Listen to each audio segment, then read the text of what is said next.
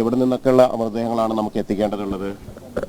വിழுப்புரம், തഞ്ചാവൂർ, തിരുച്ചി, കന്യാകുമരി, നാഗപട്ടിനം, ദിണ്ടുക്കൽ, ഇതെല്ലാം എടുത്തിട്ട് പോகிறவங்களுக்கு 7 വണ്ടി വന്നു. 7 വണ്ടി വന്നിട്ടുണ്ട്. നമ്മൾ എത്ര മണിക്കാണ് പുറപ്പെട്ടത്? നേരത്തേക്ക് ഈവനിങ് കിளம்பணும். നേരത്തേക്ക് ഈവനിങ് കിளம்பணும். നൈറ്റ് ഇങ്ങ് വന്നിട്ടோம். നൈറ്റ് വന്നു. ഇത് എത്ര സമയം എടുക്കും നമ്മൾ ഈ ഭൗതിക ശരീരങ്ങൾ അവിടെ എത്തിക്കാൻ വേണ്ടി? ஒவ்வொரு വണ്ടിക്കും ஒவ்வொரு பாடி எடுத்துட்டு கிளம்பி ஈவினிங் கொண்டு போய் அவங்க வீட்டுக்கு ஒப்படைச்சிடுவோம். സമയം എത്ര? 8 hours, 6 to 8 hours. 6 to 8 hours ആണ്. അവിടെ അതിനുള്ള സൗകര്യങ്ങളും സജ്ജീകരണങ്ങളൊക്കെ ചെയ്തിട്ടുണ്ട്. ഒരുമിച്ചാണോ ഈ ആംബുലൻസുകളൊക്കെ പോകുന്നത്? ഒരുമിച്ചാണോ അല്ലെങ്കിൽ എങ്ങനെയാണ് ഇതിനുള്ള ക്രമീകരണങ്ങളൊക്കെ ചെയ്തിരിക്കുന്നത്?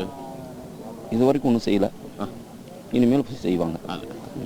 ചേട്ടൻ ഏത് ഭാഗത്തുനിന്ന് വരുന്നതാണ് ആംബുലൻസ് ആയിട്ട് ബന്ധപ്പെട്ട്? എവിടുന്നാ വരുന്നത്? നിങ്ങൾ ഏത് സ്ഥലത്തുനിന്നാണ് വരുന്നത്? തഞ്ചാവൂരാണോ? തിരുപ്പൂർ, കോയമ്പത്തൂർ. തിരുപ്പൂർ. ഏത് ആംബുലൻസ് സർവീസാണ് നിങ്ങൾക്ക് ഇതിനു വേണ്ട സൗകര്യങ്ങളൊക്കെ ഒരുക്കിയിരിക്കുന്നത്? ഗവൺമെന്റ് ആംബുലൻസുകളാണോ? സർക്കാർ ആംബുലൻസുകളാണോ? സർക്കാർ.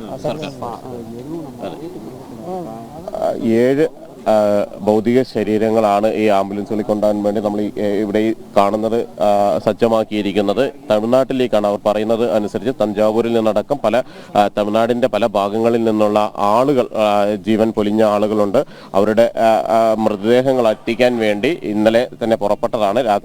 ഇന്ന് രാവിലെ തന്നെ അവർ എല്ലാവരും തന്നെ ഇവിടെ എത്തിയിട്ടുണ്ട്.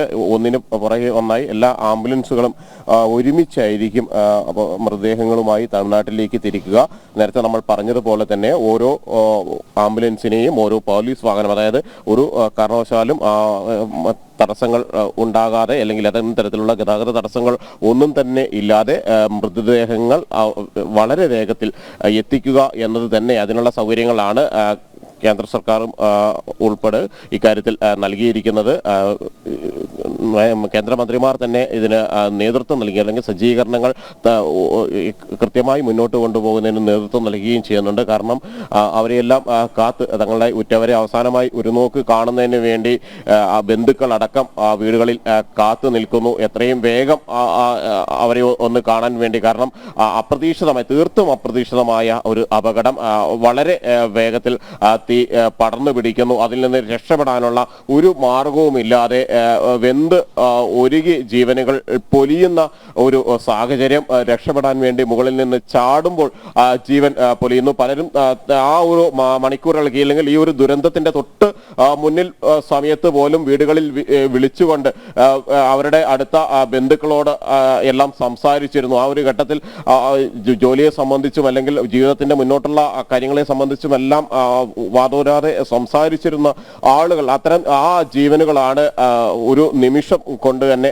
കത്തി അമർന്ന് ഇല്ലാതായത്. അതിന് ഉൾക്കൊള്ളാൻ ആർക്കും തന്നെ കഴിഞ്ഞിട്ടില്ല. രാജ്യത്തെ ആകെ നടുക്കിയ ഒരു ദുരന്തം തന്നെ, കണ്ണീരിലാഴ്ത്തിയ ഒരു ദുരന്തം തന്നെയാണ്. അതുകൊണ്ട് അവരുടെ ബന്ധുക്കളിലേക്ക്, പ്രിയപ്പെട്ടവരിലേക്ക് ഭൗതിക ശരീരങ്ങൾ, മൃതദേഹങ്ങൾ അതിവേഗത്തിൽ എത്തിക്കുക എന്നത് തന്നെയാണ് ആ ക്രമീകരണങ്ങളിൽ ഏറ്റവും പ്രധാനമെന്ന് പറയുന്നത്. അതിനുള്ള സജ്ജീകരണങ്ങളെല്ലാം തന്നെയാണ് ഏർപ്പെടുത്തിയിട്ടുള്ളത്. നേരത്തെ രാവിലെ 8:30 ഇവിടെ എത്തുമെന്നായിരുന്നു അറിയിച്ചിരുന്നത്. പിന്നീട് അത് സമയം 9:30 എന്ന് അറിയിച്ചു. പിന്നീട് വീണ്ടും വൈകാനുള്ള ഒരു സാധ്യത തന്നെയാണ് ഇപ്പോൾ കാണുകയും ചെയ്യുന്നത്.